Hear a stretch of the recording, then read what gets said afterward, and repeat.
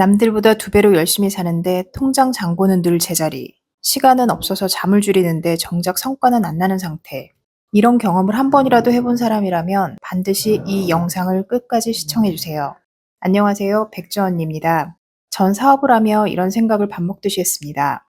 사업 초기부터 가장 가까운 사람들로부터의 반복적인 배신, 소송으로 대표지만 대표스럽지 않은 멘탈과 태도를 가지고 살았죠.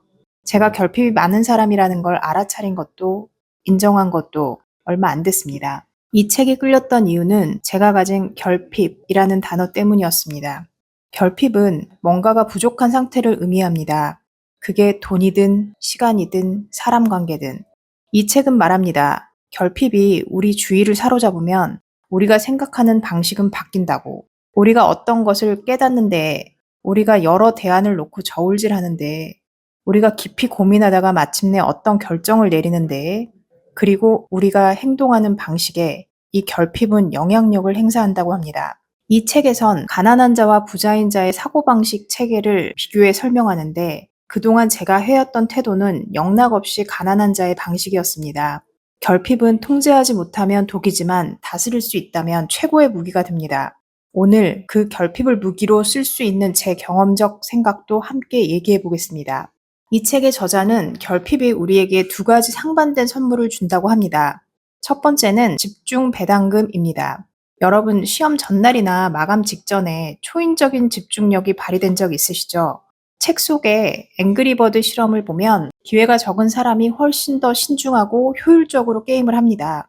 결핍이 단기적 성과를 올리는 강력한 동기부여가 되는 거죠.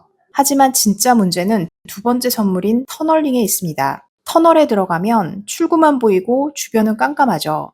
당장 급한 불을 끄느라 정작 내 인생에 훨씬 중요한 미래에 대한 보험, 건강, 장기적 투자의 기회는 터널 밖으로 밀려나 아예 인식조차 못하게 됩니다.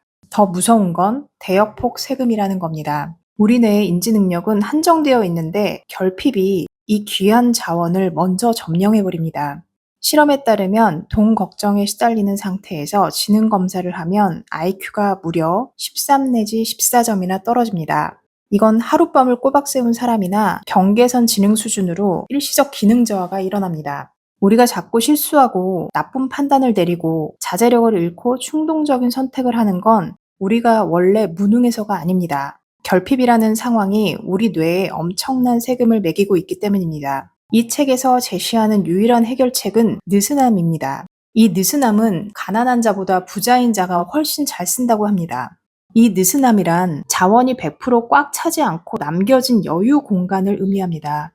여행 가방을 쌀 때 빈틈없이 꽉꽉 채우면 나중에 기념품 하나만 챙겨도 가방이 터지거나 다치지 않죠. 하지만 조금 비워두면 돌발 상황에 대응할 수 있습니다. 부자들은 돈이 많아서 여유로운 게 아니라 이 느슨함을 시스템적으로 확보하기 때문에 위기 상황에서도 터널링에 빠지지 않고 냉정하게 최선의 선택을 할 수 있는 겁니다. 하지만 솔직히 말씀드릴게요. 사업하는 사람 입장에서 이게 말처럼 쉽나요? 당장 지급할 직원들 월급이 없고 늘 시간에 쫓기는데 어떻게 느슨함을 갖나요? 결핍에 빠진 사람들에게 여유를 가져라 라는 말은 배고픈 사람에게 단식하며 명상하라 라는 말처럼 들릴 수 있습니다. 현실적으로 불가능에 가깝죠. 제가 결핍이 많다는 걸 인정한 후 제가 해왔던 습관이 이 책에서 말한 느슨함을 갖기 위한 가장 현실적인 방법이라는 걸 느꼈습니다. 느슨함을 갖기 위한 저만의 방법 두 가지를 소개합니다. 첫째, 잡생각의 연결고리를 끊어내는 연습입니다. 결핍 다자는 생각이 분산됩니다. 생각이 많아지면 터널링에 빠지기 쉬워집니다. 일어나지 않은 걱정거리, 중요하지 않은 결정으로 생각이 꼬리에 꼬리를 물면 내 상태를 먼저 알아차립니다. 그리고 속으로 모른다, 괜찮아를 외치며 생각을 끊어냅니다. 그럼 잠시 후에 요동치던 머릿속이 편안해집니다. 둘째, 뭐든 단순하고 심플하게 구조화하는 연습입니다. 시간이 없고 해야 할 일이 많으면 곧 터널링에 빠집니다. 매일의 일과도 해야 할 일을 모두 나열해 놓고 우선순위를 두어 습관을 들여보세요. 다른 일은 미뤄져도 괜찮습니다. 꼭 해야 할 일 한 가지를 클리어하면 하루가 보람되고 자존감도 올라갑니다. 시간이 흐르면 반복되는 습관 속에 느슨함이 생깁니다. 부자들은 돈이 많아서 여유로운 게 아니라 일상을 단순하게 습관화하면서 몸에 배어있는 느슨함을 유지하는 것입니다. 결국 인생은 결핍과의 싸움입니다. 결핍은 죄도 부끄러운 일도 아닙니다. 하지만 관리하지 못한 결핍은 당신의 인생을 갉아먹습니다. 여러분이 지금 부족함 때문에 괴롭다면 본인을 탓하지 마세요.